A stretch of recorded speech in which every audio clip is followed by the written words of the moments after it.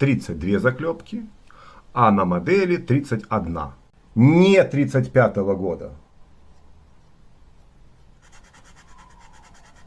Насколько нужно ее выдвинуть вперед. Контур нашей новой детали.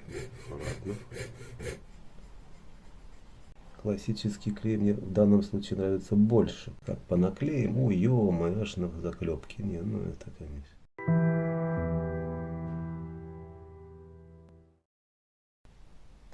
Здравствуйте, граждане стендовые моделисты, начинающие, продвинутые и профессионалы.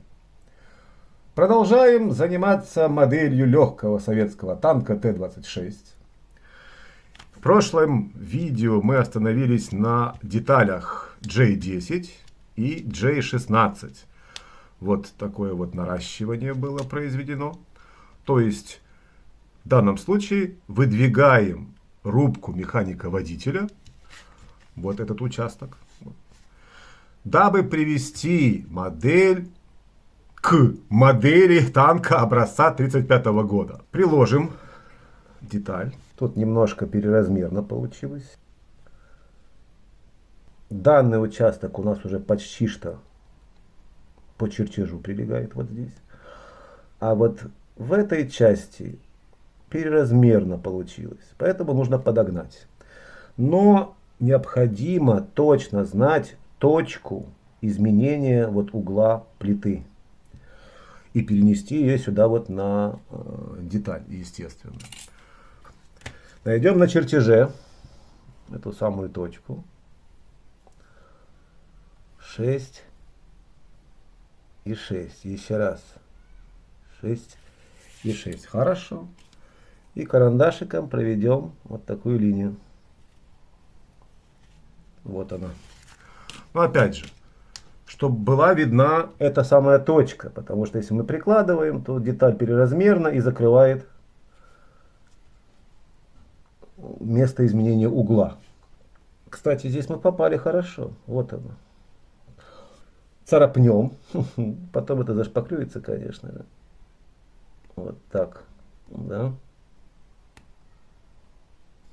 Маркером черным. Так, подкрасим. О, вот она. Вот она теперь четко, хорошо видна.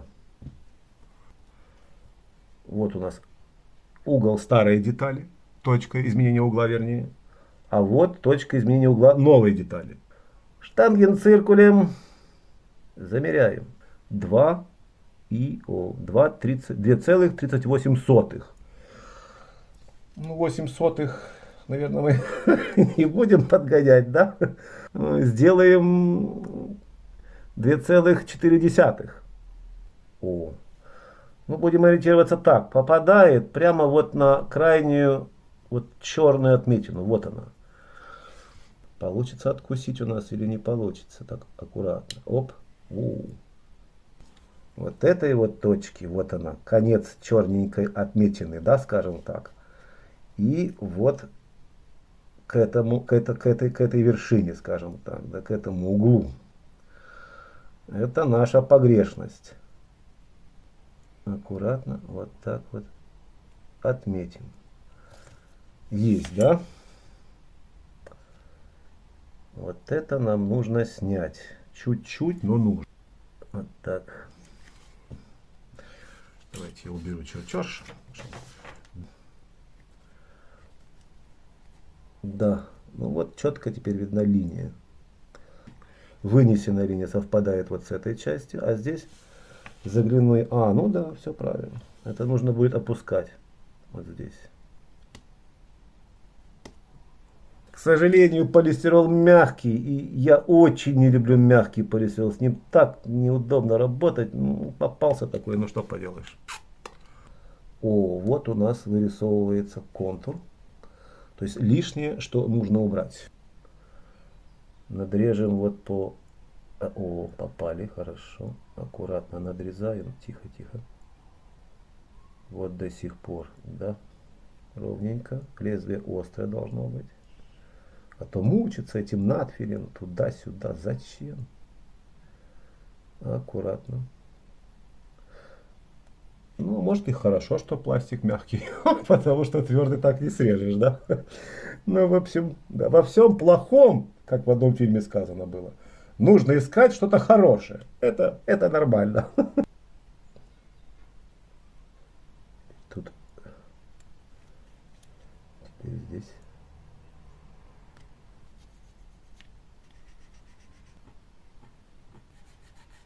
То есть вот эту часть мы практически не трогаем. Изменяем угол вот в основном в этом месте, а потом выровняем. Мельче возьмем надфиль. Ну как мельче, давайте конкретно. Действительно. Это номер 4 надфиля. Этот номер, не помню, сейчас посмотрим, 2. То есть вот 4, 2. Такая комбинация.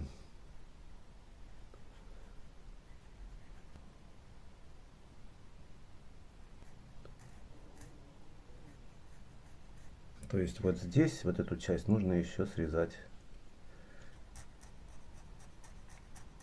Надфилем пропилил себе палец. Ай-яй-яй. Ну, это так не нужно делать, но я просто не почувствовал. Это же надо.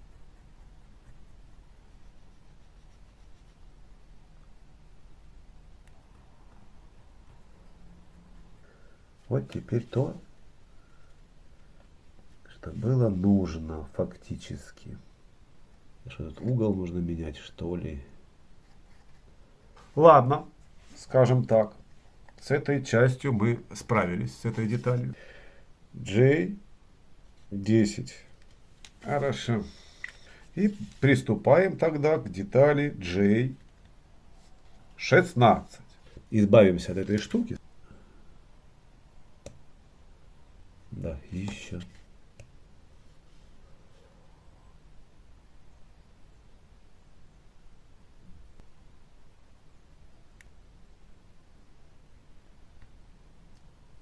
Приложим к детали J10, потому что форма здесь у нас уже готова. Ну и отметим на J16 при помощи J10.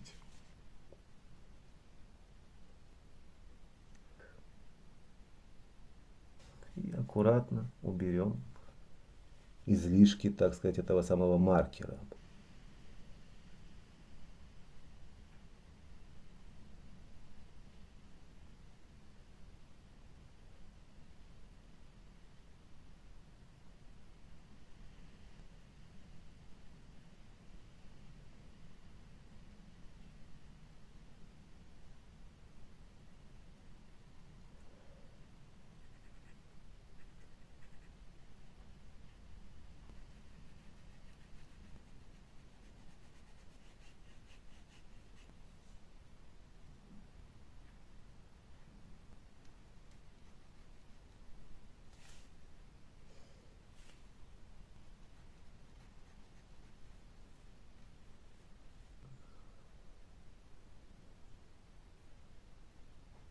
А здесь то же самое.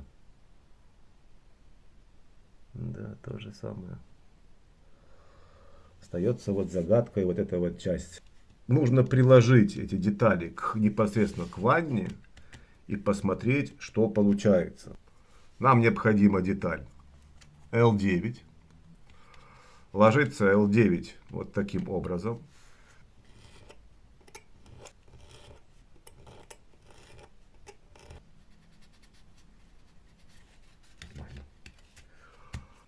Следующая деталь, которая понадобится, это у нас J2. Прихватим. Держится, держится. Дальше J10. Держится, да? Хорошо. Дальше деталь L3. Давайте таким образом прихватим. Стоит, стоит.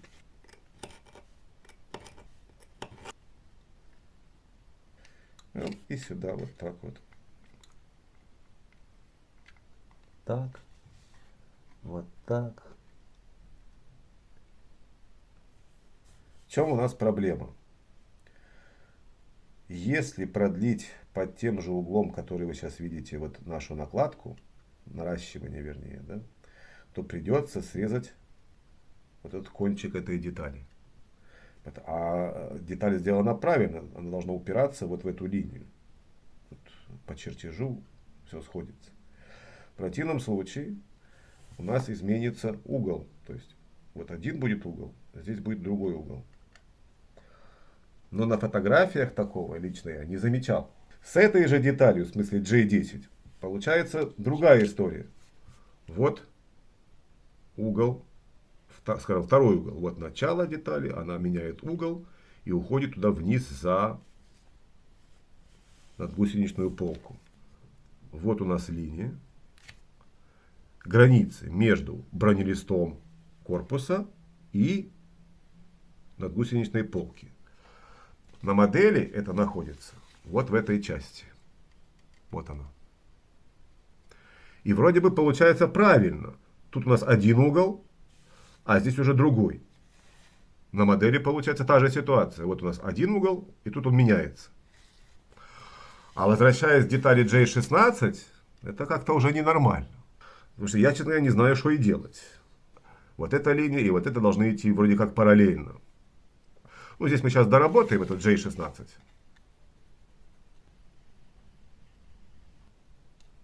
Если приложить вот линейку, например, можно видеть, какая вот тут щель получается.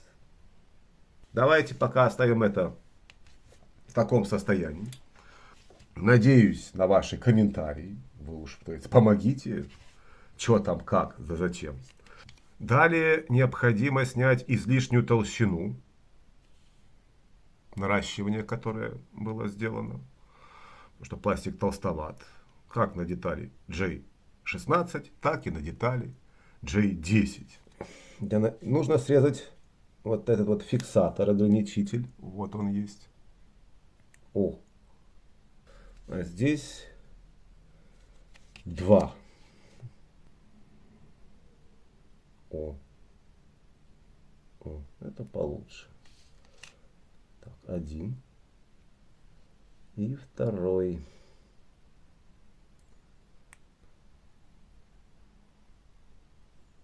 О, это вот хорошо получилось.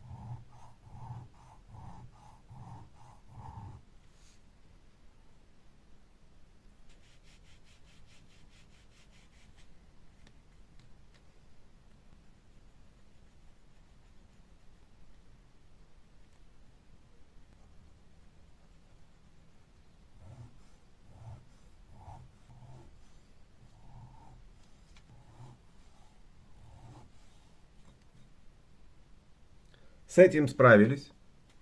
Здесь немножко сложнее будет, потому что есть уступ. То есть здесь деталь тоньше, здесь толще.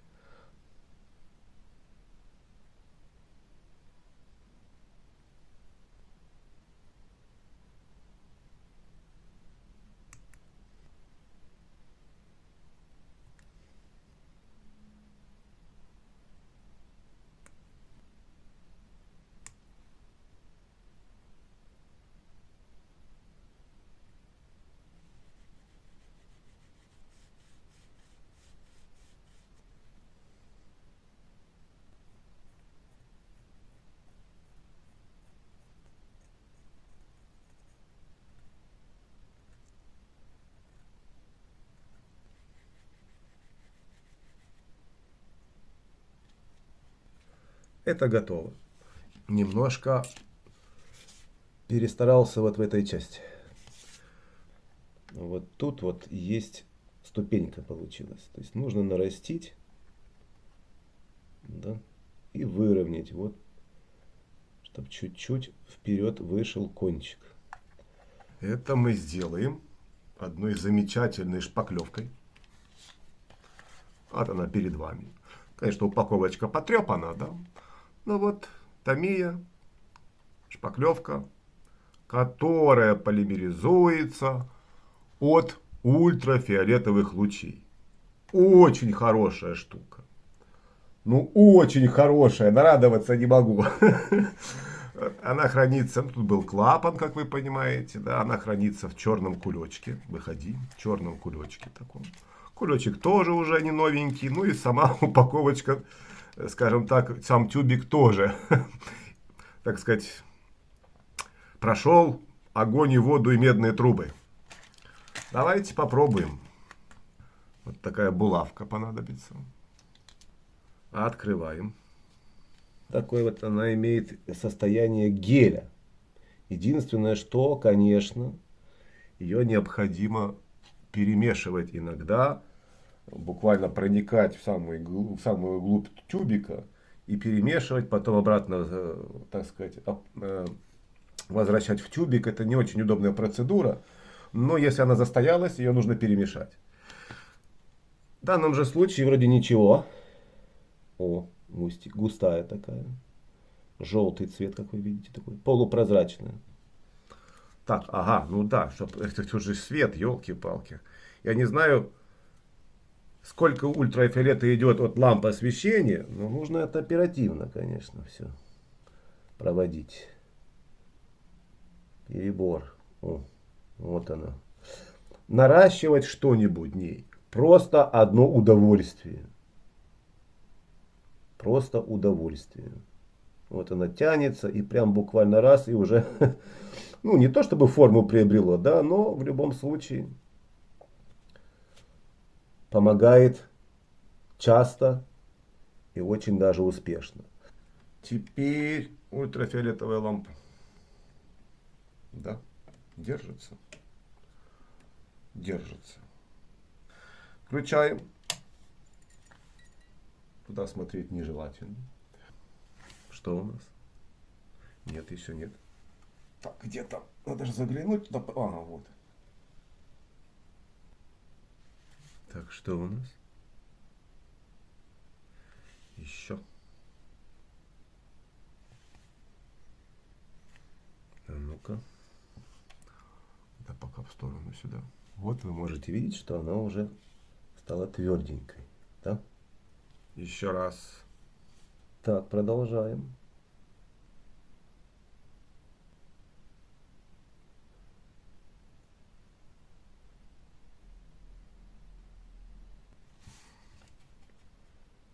Да.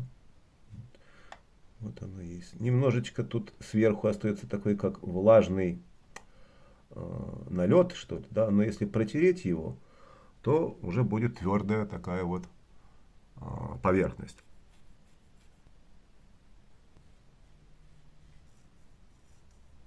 В этой части вы можете видеть немножечко оно вот не хватает. Сейчас еще нарастим слегка.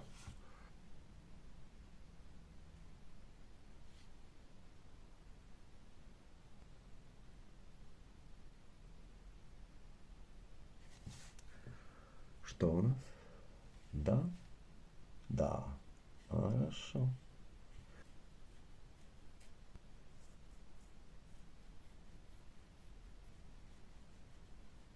Ну вот этот вот наш участок проблемный, он исправлен Вы можете это видеть. Да?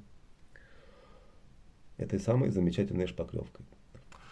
Дальше необходимо заняться крышей, скажем так, под башенной коробки. Эту роль выполняет деталь J11.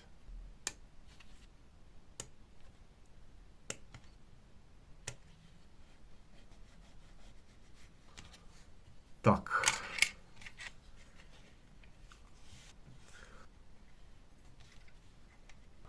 Нас интересует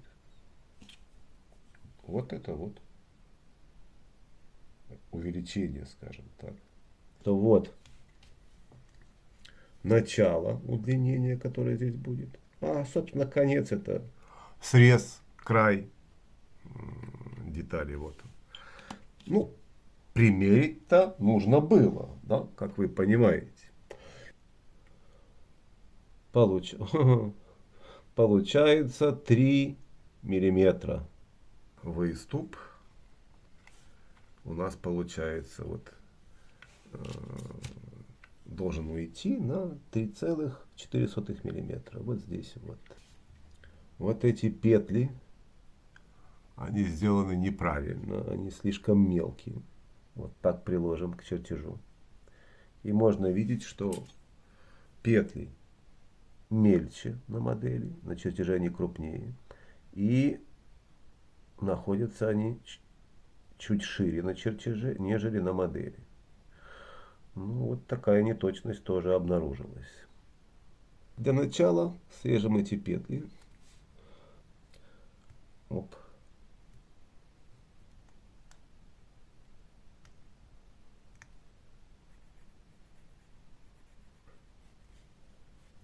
Да, хорошо. Штангенциркуль. Вот здесь есть упор небольшой, кстати, вот с этой стороны, вот он. Вот по нему и будем ориентироваться. 18,3. На всякий случай сделаем 18,4. Ну, чтобы с запасом было, а потом отрежем, если что. Засечку сделаем. Вот так. Вот такую засечку, риску. И вот здесь. Под линейку риску мы соединим. Сделаем ее цельной, да. С обратной стороны то же самое.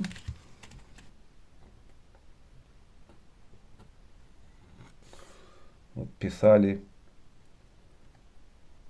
зрители на канале, что почему бы не резать Скрайбером, да. На что я отвечал, что лобзиком быстрее. Вот, давайте и сейчас и посмотрим. Да?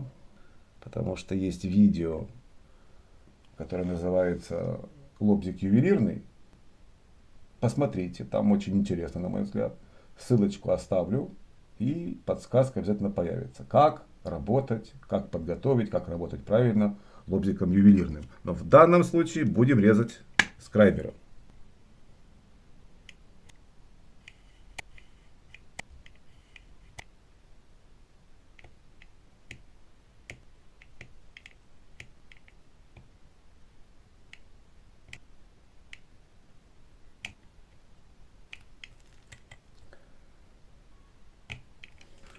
Ту же процедуру с этой стороны повторим.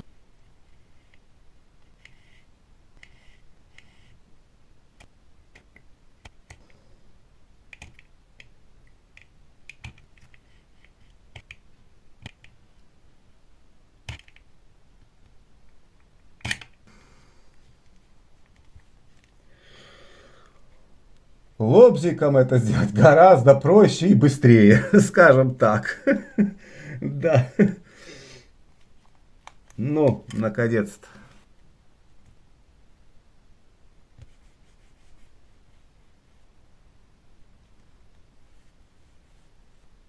Ну, то есть примерно так это будет выглядеть. Теперь необходимо полностью избавиться от вот этих вот остатка петель, ну, чтобы они не мешали нам.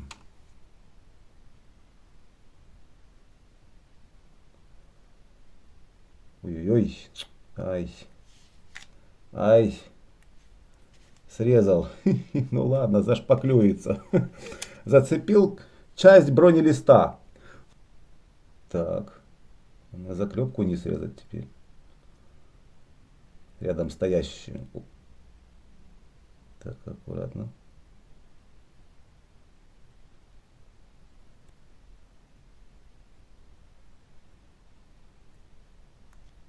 Ну, остается подклеить.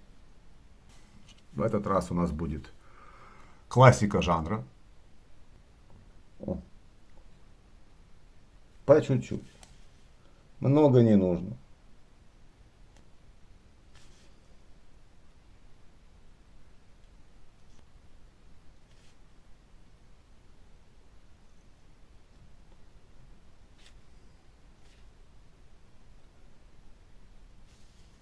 будем устанавливать по месту.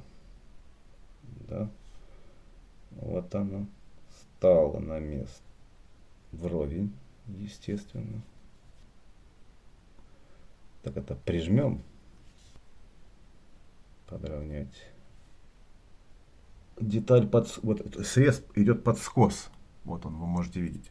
А здесь у нас ровно. Ну ничего. Ай-яй-яй. Ай-яй. Тихонько.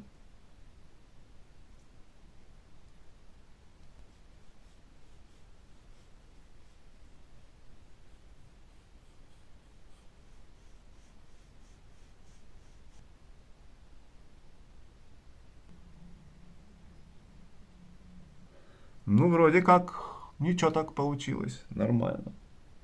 А дальше у нас идет, так сказать, разбор полетов по поводу створок лаза, правильно называется лаз, лаза механика-водителя. Это две детали, J1 и J14.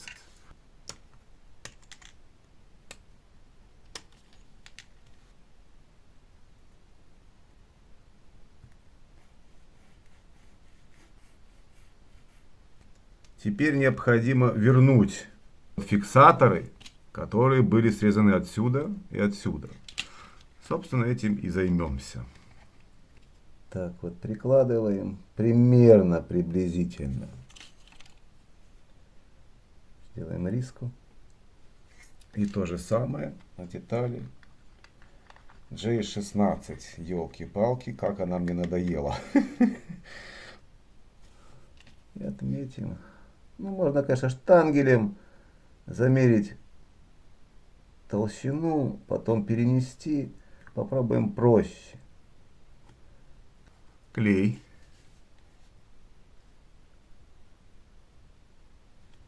Вот эти фиксаторы. Мелкие очень.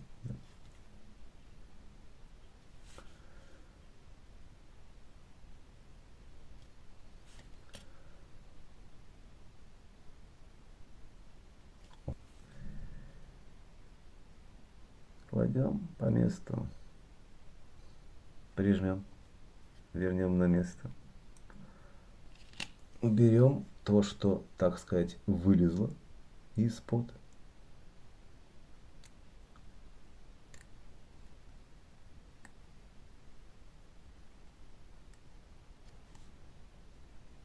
Да. Ну да. Ну да. Ну, то есть упор уже есть. Это уже хорошо. Вернем вот так. Еще немножко. И еще раз приложим. Нормально упирается и хорошо ляжет туда вовнутрь. Кладем на место.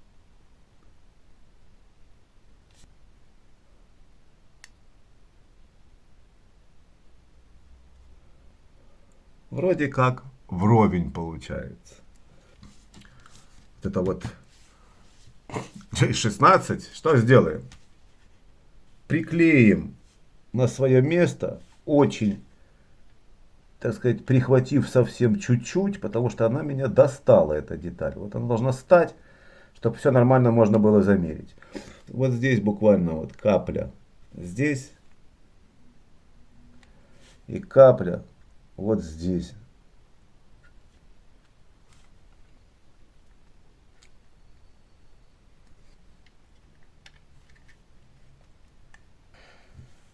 Теперь еще раз примерим эту самую крышу. О, вот она легла. Короче, короче немножко вышло, да? Почему короче? Замер был правильный, да? Так, нужно же скос сделать и на J10. Забыл.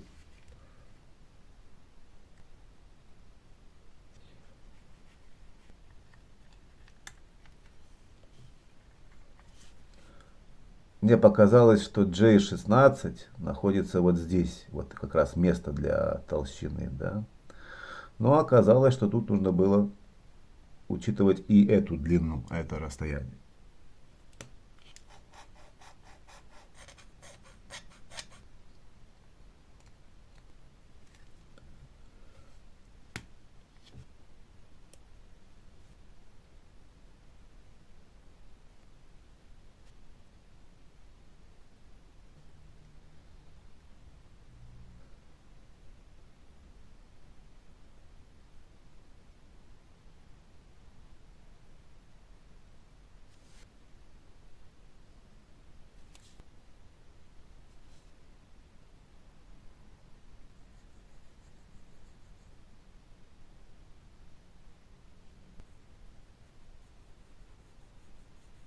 Примерим.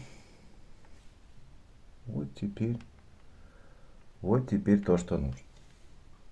Ну, примерно все это у нас вот так выглядит сейчас. Конечно, все потом подгонится плотнее, когда станет на свое место каждая деталь, которая будет держаться клеем. Пока вот так это все получается. Ну и створки, бронестворки, лаза, механика водителя. Так это правильно называется. Вот одна была, вот вторая. Ну что ж, эту пока в сторону. Начнем примерку. Как они теперь будут ложиться.